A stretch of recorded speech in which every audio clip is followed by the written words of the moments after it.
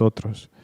Ahora te pido, Padre, que tu gracia, tu amor, tu unción y tu misericordia sea para poder enseñar tu palabra, Dios mío, conforme a tu gracia, y que tu palabra corra y bendiga a todos los que están aquí presentes y a los que nos escuchen a través de la radio, Facebook y todas las plataformas sociales. En el nombre de Jesús. Amén y amén. Pueden tomar sus asientos, mis amados hermanos. Hace algún tiempo atrás llegó aquí a la iglesia una mujer muy acaudalada, muy rica. Ella en su tiempo, cuando en Ocala daban la tierra casi que regalada, pues compró mucha tierra, hizo negocios y fue una mujer muy pudiente. Cuando la vi, yo la reconocí, pero ella no me reconoció. En algún momento fui a una de sus propiedades a remover una cerca, remover unos palos, qué sé yo qué. Ahora, cuando ella entra por primera vez, yo le explico, ¿verdad?, lo que es la iglesia del Nazareno, en qué creemos, cuáles son nuestros puntos principales, nuestra doctrina. Y ella específicamente me dijo que ella no iba a ninguna iglesia, pero que leía mucho la Biblia y que a ella le gustaba enviar personas a la congregación. Ella no se congregaba, pero ella enviaba gente a la congregación. Comenzó el servicio, cantamos, adoramos a Dios, como lo hacemos todos los domingos, escuchó la palabra y al final del servicio pues se despidió de mí. Dios le bendiga, amén. Al pasar algunos días, una hermana muy linda y querida la llamó, de manera de tal vez de seguimiento, preguntar si se le ofrecía algo, si tenía alguna pregunta, qué le pareció el servicio. Y esta mujer acaudalada contestó tal vez de una manera un poco áspera, diciendo, yo no vuelvo más a esa iglesia. El culto fue muy largo, las oraciones fueron muy largas y ni hablar de la predicación. No, yo no vuelvo a ir ni voy a mandar gente ahí. Ya, muchas gracias, chao. Y nuestra amada hermana, con ese amor que la caracteriza, le dijo, bueno, hermana, esta siempre será tu casa y cuando quieras volver, aquí estamos dispuestos a recibirte con los brazos abiertos.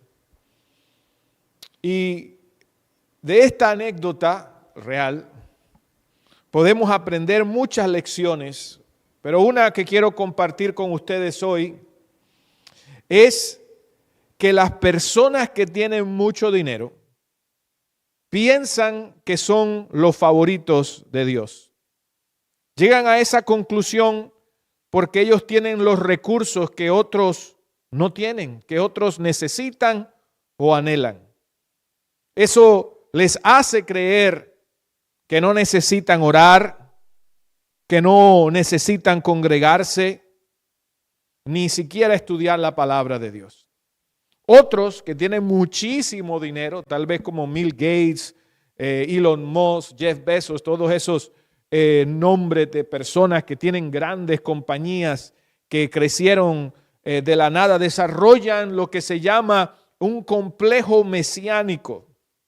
Este complejo pues ocurre cuando el dinero y el poder les hacen creer que son dioses, que son aún más grandes que Dios. Y quieren aún ayudar, pero esto lo hacen desde la autosuficiencia, desde su ego. Lo quieren hacer sin Dios, porque muchos de ellos están desconectados de la realidad. Y aunque puede haber a veces buenas intenciones, crear organizaciones sin ánimo de lucro, ese complejo los hace tomar a ellos decisiones autoritarias, incluso decisiones poco éticas y hasta peligrosas. Muchos dictadores, tales como Hitler o Stalin, desarrollaron este complejo. Los faraones de la antigüedad se creían dioses. Los reyes de Persia se creían divinidades que habían descendido de Dios directamente. ¿Por qué? Porque el dinero, porque el poder los corrompió. Así que me parece extraño que una persona que dice que haya leído la Biblia no se haya encontrado alguna vez con Primera de Timoteo capítulo 6. Y les invito, hermanos, abran su Biblia en 1 de Timoteo capítulo 6, versículo 6. Y vamos a analizar allí algunos versículos de la palabra. Bendito sea el nombre del Señor. Así que demasiado poder, demasiado dinero puede llegar a dañar el corazón de un hombre o el de una mujer.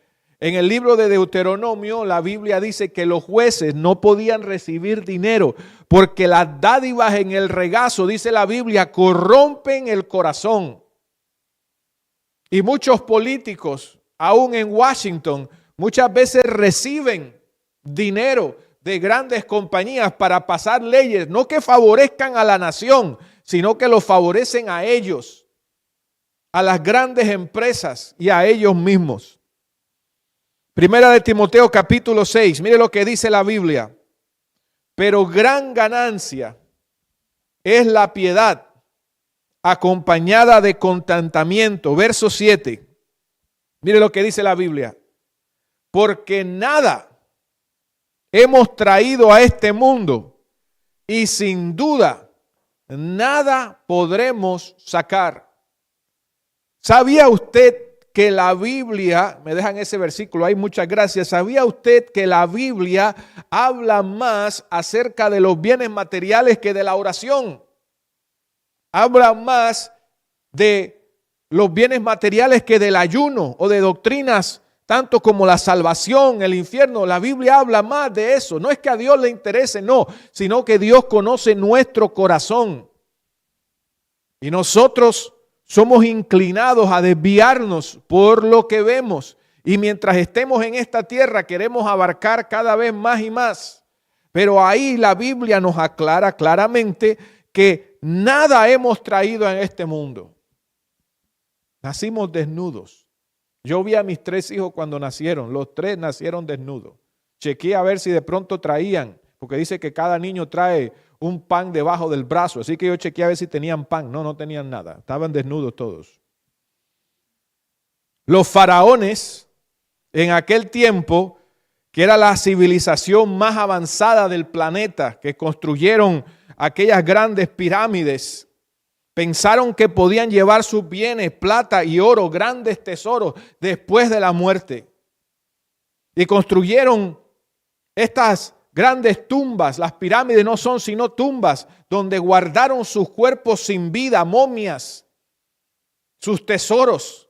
Pero a través de los siglos, sus tumbas han sido saqueadas una y otra vez. Sus pertenencias se pudrieron y otras son piezas de museo. Bendito sea el nombre del Señor. O sea, tanto se esforzaron en guardar. ¿Para qué? Para que los robaran. El famoso conocido Mario Moreno Cantinflas, que llegó a construir un gran imperio basado en el dinero que él recaudó de todas sus películas, hoy por hoy, hasta el día de hoy, sus descendientes se están peleando por el dinero que él dejó y no pudo llevarse absolutamente nada. Así que los faraones se creían muy inteligentes. ¿Y qué hicieron? Los robaron todos. Y muchos de esos lugares son piezas de museo hoy, ni son la gloria de lo que antes era. Han quedado ahí como un reflejo de lo que la humanidad en un momento construyó. Pero no son nada más que tumbas. Verso 8, mire lo que dice la Biblia. Versículo 8. Así que teniendo sustento y abrigo, estemos contentos con esto. Verso 9. Porque los que quieren enriquecerse caen en tentación y lazo y en muchas codicias necias y dañosas que hunden a los hombres en destrucción y perdición. Verso 10. Porque la raíz, escuche bien, la raíz de todos los males, ¿qué cosa es? El amor al dinero. Y eso hay que aclararlo. Déjenme ese versículo ahí, muchas gracias. Eso hay que aclararlo porque la Biblia dice claramente que la raíz de todos los males no es el dinero. El dinero es necesario, el dinero es útil, sino que el verdadero problema es el amor al dinero. el cual, codiciando algunos, dice la Biblia, se extraviaron de la fe y fueron traspasados de muchos dolores. ¿Cuántas personas no conozco yo, no conozco usted, no conoce usted, de que vinieron a este país, tal vez de otros países de Latinoamérica, y luego vienen a este país, pero no saben manejar las presiones de este país? Y este país tiene algo en particular que muchas veces cuando pensamos que salir de un problema es trabajar más, tomar más overtime, tomar otro trabajo, oportunidades que tal vez no hay en nuestros países. Y muchas veces, como decía el verso 9, aquellos que quieren enriquecerse caen en tentación, caen en lazo y en muchas codicias necias y dañosas. Hay hombres que han vendido su integridad porque quieren un dinero, porque quieren algo más y mienten, dicen mentiras. Bendito sea el nombre maravilloso del Señor. Y ese verso 9 me hace recordar a muchas personas que en estos días estaba mirando un documental en la internet donde hay personas que traen en sus carros o aún en sus cuerpos, en sus maletas o en sus cuerpos, traen droga a este país. Toda esa heroína, cocaína, qué sé yo qué, metanfetamina, todo eso lo traen, se lo tragan. Lo aprietan bien y se lo comen y lo traen por dentro. Y muchas veces, a veces esas pelotas, no sé qué otra palabra usar, esas bolitas se les rompen en el estómago y los matan. A veces los tienen que llevar al hospital donde ahí les sacan todo eso. Pero a veces esas cosas, ¿por qué? Porque quieren enriquecerse rápido. Quieren hacer las cosas rápido. Tiene que ser ya. Porque tal vez le han vendido una idea equivocada. Le han vendido una idea equivocada de que tener el mejor carro les da estatus, de que tener la mejor casa es lo mejor. Y yo no tengo ningún problema. Y creo que Dios no tiene ningún problema en que nosotros prosperemos. Dios nos quiere prosperar a nosotros. Dios quiere prosperarnos. Pero a través de la obediencia a Él, a través de la obediencia a la palabra. Escuche bien, toda bendición tiene una condición. ¿Qué dice Dios? Obedéceme para que te vaya bien. Eso es lo que dice la palabra. Pero nosotros queremos la bendición sin la condición. Queremos que Dios nos bendiga, pero no queremos obedecerle. Queremos que Dios bendiga a nuestra familia, pero no queremos obedecerle a Él. Todos nosotros queremos la bendición sin la condición y eso no funciona así. Cada bendición que Dios nos da tiene una condición. Ahora bien, ahí en Timoteo capítulo 6, versículo 17, mire lo que Dios le dice a los ricos. Dice, a los ricos de este siglo, manda que no sean altivos. Ve, porque el que tiene plata se cree que es mejor que los demás. Eso es verdad, eso es real. Eso es verdad. Se cree mejor. Igual somos carne y hueso. Pero se cree mejor porque él tiene algo. Entonces, él se cree que, bueno, como yo tengo tantas cosas, seguro Dios a mí me ama. Entonces no necesito ir a la iglesia. Soy mejor que los demás. No necesito ir a la iglesia. No necesito orar. No necesito. ¿Y qué pasa? Que detrás de eso tienen a una familia destruida. Tienen mucho dinero, pero se han divorciado 20 veces. Tienen mucho dinero, conocen mucho de Dios, pero son altivos. Y dice la Biblia que Dios ve de lejos al altivo. Ah, Dios, entonces ¿por qué son millonarios? Aquí está la razón. Dice, a los ricos de este siglo manda que no sean altivos ni pongan la esperanza en las riquezas, las cuales son inciertas, sino en el Dios vivo que nos da todas las cosas en abundancia. ¿Qué nos da todas las cosas? Dios en abundancia para que las disfrutemos. Y dice más adelante, para que sean ricos en buenas obras. Muy bien. Pero en este pasaje que nosotros leímos en Marcos, así ahí está, que hagan bien, que sean ricos en buenas obras, dadivosos, generosos, verso 19. Atesorando para sí buen fundamento para lo porvenir, que echen mano de la vida eterna. Que esto es lo que manda el Señor. Pero bueno, volviendo ahí a ese pasaje que acabamos de leer en el libro de Marcos, capítulo 10, vemos que comienza este relato con un joven buscando a Jesús. Es muy probable que los discípulos, los que escribieron los evangelios, conocían a este hombre porque era muy pudiente. La Biblia no da su nombre, pero a lo mejor ellos lo conocían. Nadie en el evangelio escribe, pero yo sé que lo conocían. Así que llega este hombre corriendo delante de Jesús y dice la Biblia que él se hinca.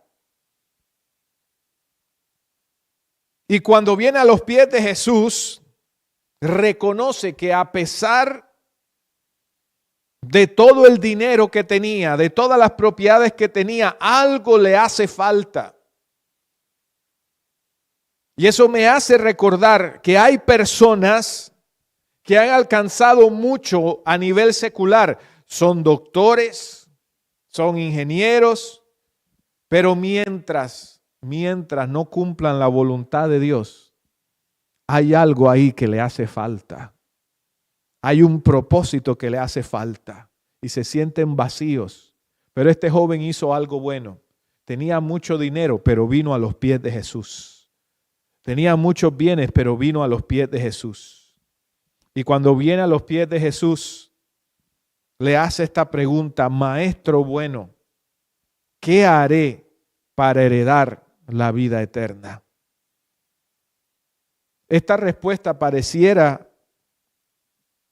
la respuesta de Jesús pareciera al indocto que parece indicar que él está negando su divinidad, mas no es así. Jesús le responde a este joven diciendo: ¿por qué me llamas bueno? No hay ninguno bueno sino solamente Dios.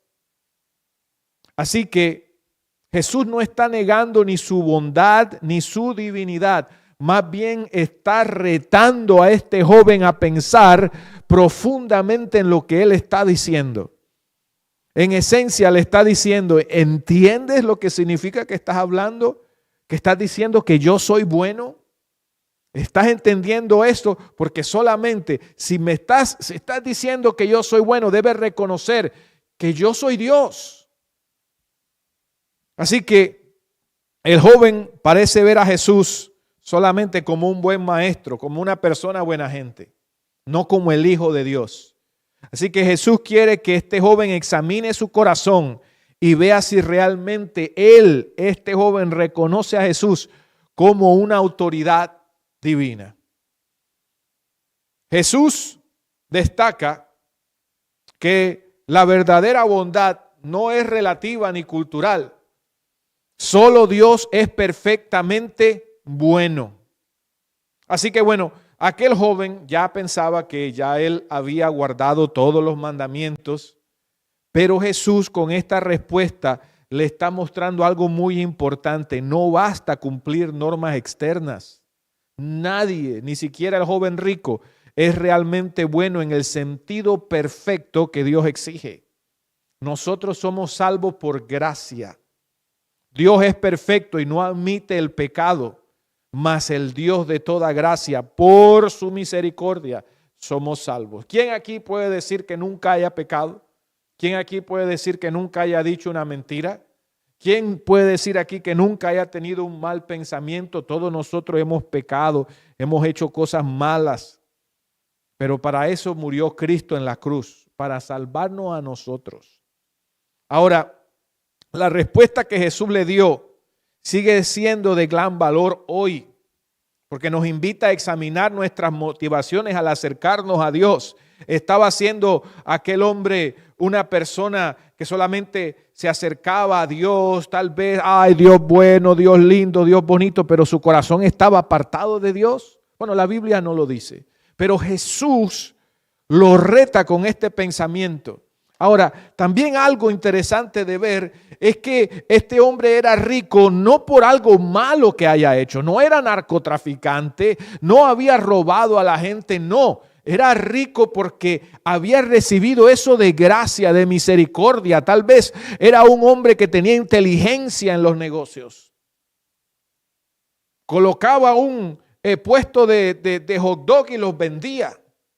Colocaba un negocio de lo que fuera y ganaba, porque tenía inteligencia, a lo mejor heredado, no sé, pero no había ningún pecado en él ser rico, de acuerdo a las Sagradas Escrituras. Pero luego de Jesús hacer esta aclaración, Jesús le dice que para entrar en la vida eterna, guardara los mandamientos. Entonces este joven le dijo, ¿cuáles? ¿Y por qué él le pregunta cuáles? Porque en la antigüedad, recordemos que los judíos tenían que guardar 613 mandamientos. La ley tiene más de 613 mandamientos. Además de eso, lo que le añadían los rabines judíos, eso se llamaba el yugo rabínico. Tomando, como hemos hablado antes, un ejemplo del día sábado. En el día sábado, de acuerdo a los rabinos judíos, no se podían dar más de 900 pasos. O sea que si usted estaba en 901 era un pecador ya irredimible. Jesús dice, no, espérate, no tiene nada que ver con eso. Amén. Y el Señor le dice, no matarás, no adulterarás, no robarás, honra madre y padre y ama a tu prójimo como a ti mismo. Entonces este joven le responde y le dice, Señor, todo esto he hecho desde mi juventud. Y dice la Biblia que Jesús lo vio y le amó. Pero este joven sabía que algo le hacía falta. ¿Qué te hace falta a ti hoy? ¿Qué sientes tú en tu corazón? Que algo te hace falta. Vienes a la iglesia, estás en la iglesia, lees la Biblia, pero ¿te hace falta algo? ¿Hay algo que Dios te está pidiendo? Porque Dios no te va a pedir lo que tú no quieres, lo que está de sobra en tu corazón. ¿Qué te va a pedir Dios? Dios le pidió a Abraham. Dios le pidió a Isaac a Abraham. Dame tu hijo, tu único hijo, dámelo. Porque esas cosas que a veces son ídolos en nuestro corazón, Dios es exactamente eso lo que Dios pide. Esas cosas que nosotros idolatramos son precisamente las cosas que Dios pide de nosotros. Observe ustedes. Jesús le dijo, no matarás, no adulterarás, no robarás. Señor, todo eso yo lo he hecho desde mi juventud. Y Jesús entonces va al grano y le dice, si quieres ser perfecto, anda, vende todo lo que tienes, dalo a los pobres y tendrás tesoro en el cielo y ven, sígueme. Y dice la Biblia que oyendo aquel joven esta palabra se fue triste porque tenía muchas conversaciones. Y lo interesante a mí mientras leía esto es que se acabó la conversación. Cuando Jesús le dijo lo del bolsillo, se acabó la conversación. Se acabaron las preguntas. Ya el joven dijo, no pregunto más. El joven rico se fue triste, se le acabaron las preguntas. Desistió de la idea o del deseo de entrar en la vida eterna. ¿Por qué? Porque Jesús lo confrontó. ¿Qué cosa hay en tu corazón que Jesús hoy te está confrontando? ¿Qué tienes que dejar? ¿Qué Jesús te está pidiendo que tú dejes? ¿Qué es lo que te está impidiendo que entres al reino de los cielos? Este hombre tenía muchas riquezas, pero Dios le pide algo. ¿Qué es lo que Dios te está pidiendo? Fíjese que Jesús no pidió dinero para él, No dijo, no, véndelo todo y dame acá el dinero porque vamos a engrandecer aquí la obra. Vamos a comprar iglesias, vamos a comprar radio y televisión. No, Jesús no dijo nada de eso. Jesús le dijo, el dinero, véndelo y dalo a los pobres. No lo pidió para él, sino dalo a los pobres.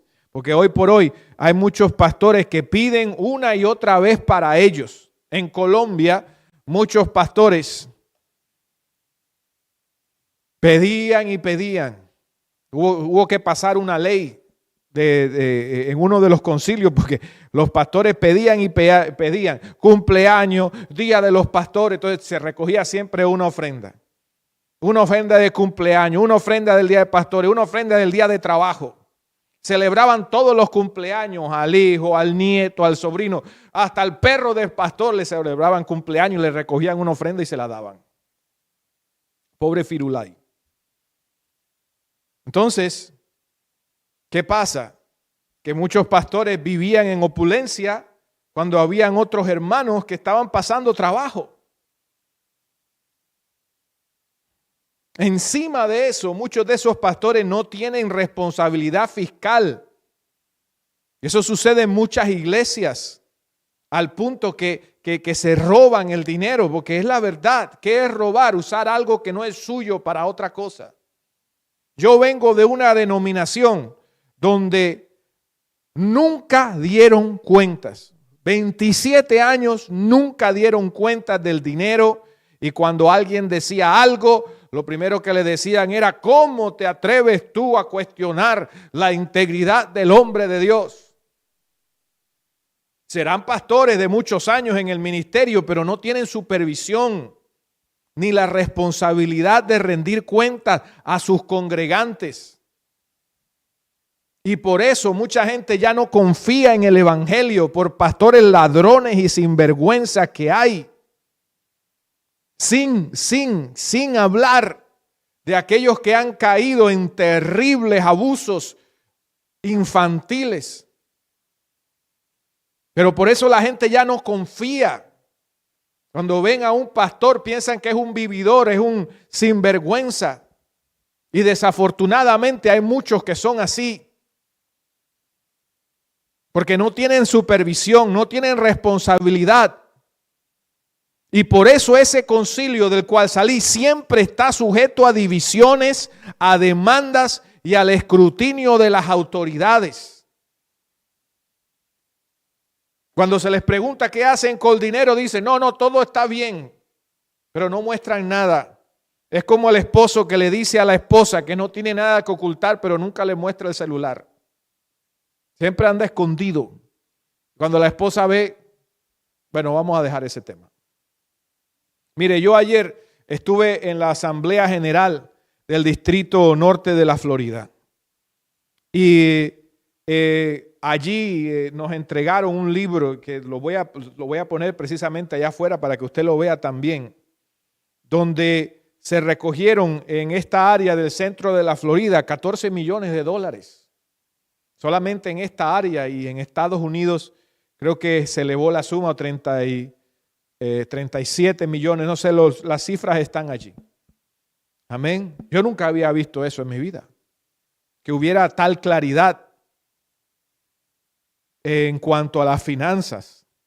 Hasta el día de hoy, Estados Unidos y Canadá son los que más envían fondos a las misiones en todos los Estados Unidos. Se recogen ofrendas. Y quiero decirles esto porque ahí también está el reporte de esta iglesia. El año pasado se colectó aquí más de $20,000 en todo el año. Una cifra relativamente pequeña con otras grandes congregaciones. Pero de ese dinero se pagó la renta, se envía a las misiones, se envía al distrito para que ellos ayuden así a otras misiones más, porque de eso se trata. Hay personas que les gusta, ¿verdad? Ganan su dinero y envían sus diezmos a otros lugares. Pero usted no sabe si en esos otros lugares lo están usando para bien o lo están usando para mal. Entonces están dándole a otras personas que usted no sabe. A mí me ha pasado. Me ha pasado con personas que vienen y se me acercan. Y desafortunadamente uno les da, no es desafortunado dar porque la Biblia dice que es mejor dar que recibir, pero a veces uno les da y lo que ellos hacen es que usan ese dinero para drogas o para mujeres, para vicios, para lo que sea. Entonces uno deja de comprarse una camisa o de ayudar a alguien que verdaderamente está en necesidad por ayudar a otra persona que va a usar ese dinero mal habido. Por eso usted tiene que ser sabio, usted tiene que ser entendido. Y con este joven se fue triste. La conversación se acabó donde Jesús le tocó la llaga. Por eso es que mucha gente no viene a la iglesia. Porque cuando vienen a la casa del Señor, ay Señor, lávame, yo quiero ser diferente. Ok, está bien. Pues vamos a empezar a tratar contigo. ¿Qué es lo que tú te la pasas haciendo a las 2 de la mañana solo en tu casa? Ay, no, Señor, no te metas con eso. Adiós, chao, me voy. Mejor me voy a otra iglesia. Hay que pensar estas cosas. Porque Jesús y la palabra de Dios siempre te va a confrontar con la verdad. Ahora, si tú no quieres escuchar la verdad, pues bueno, no la escuches. Pero dice la palabra del Señor, la verdad os hará libre y conoceréis la verdad y la verdad os hará libre. No dice, escuche bien, no dice el amor te hace libre, no dice la fe te hace libre, no. Lo único que te hace libre es la verdad que está en la palabra del Señor. Y cuando el Señor confronta a este joven rico, se acabaron las preguntas. Tan preguntón estaba, bueno, Señor, ¿cuáles son los mandamientos? ¿Qué es lo que tú quieres que yo haga? Bla, bla, bla. El Señor le dijo, véndelo, dale a los pobres y haz tesoro en el cielo. Y ven, sígueme. No. Ya ahí no.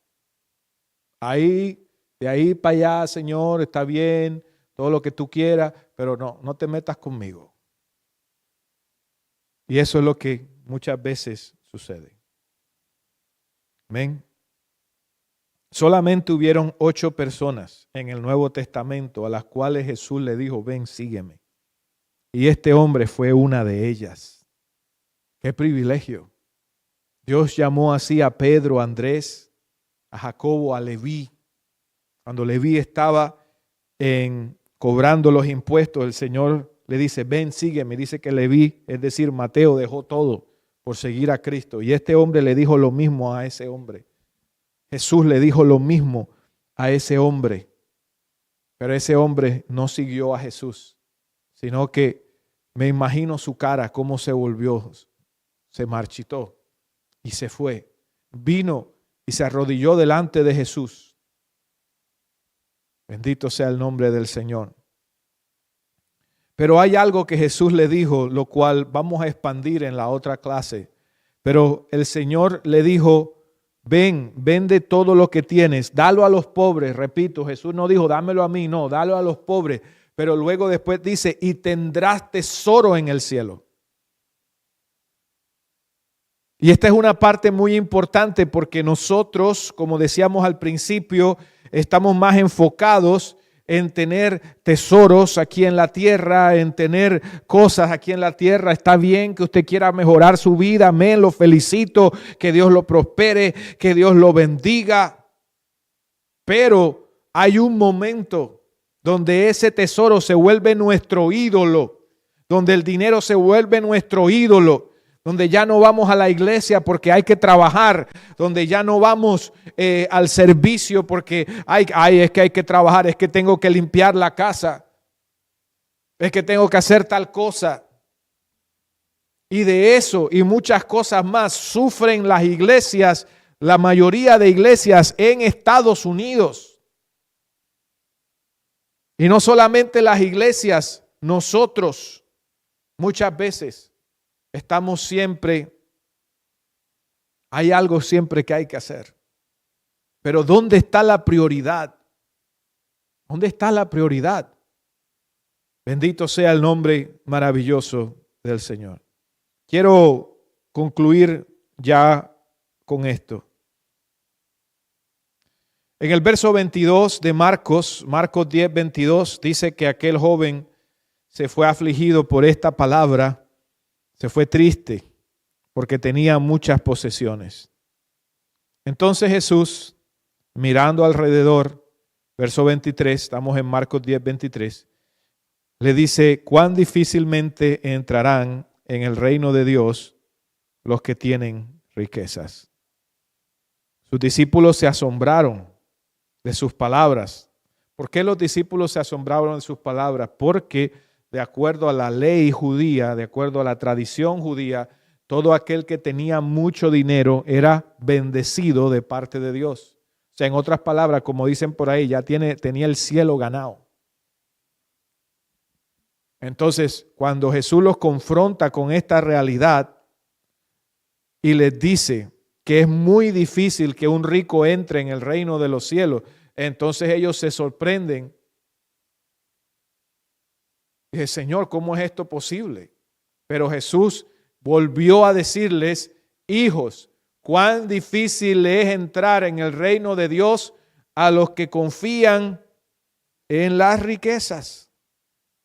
Y el verso 25 es uno de los más interesantes, cuando dice: más fácil es pasar un camello por el ojo de una aguja que entrar un rico en el reino de Dios. Y esto se puede interpretar de varias maneras. Porque en Jerusalén, en la ciudad amurallada de Jerusalén, habían puertas donde solamente podía entrar una persona. Era un modo de control, un modo de seguridad. Solamente una persona tenía en el cuadro, ¿verdad? Y una persona tenía que entrar por allí. A esa puerta se le llamaba la aguja. Entonces, ¿qué pasa? Que a veces, por alguna razón, a alguien se le ocurría que por ahí, por esa aguja, tenían que meter un camello. No podía tal vez entrar por la parte principal. Entonces, meter a ese camello por esa aguja era un camello. Porque había que soltar toda la carga del camello, todo. Y de un lado gente empujando: dale camello, entra. Y de otro lado gente jalando: vente camello, ven. Era muy difícil y se arrastraba el camello y quedaba todo desbaratado. Por eso sus discípulos se asombraron y dijo: Dios mío, meter un camello por el ojo de una aguja. No, ¿quién va a hacer eso? Otra traducción o interpretación de la traducción es que ahí no está hablando acerca de un camello, sino de un camelo. Porque estaba lo que era el camilo y camelo. Camilo eran las cuerdas con que se ataba un buque, un barco. Y estaba el camelo, ¿ven? Que era el animal. Entonces algunos creen que hubo un error de la traducción allí.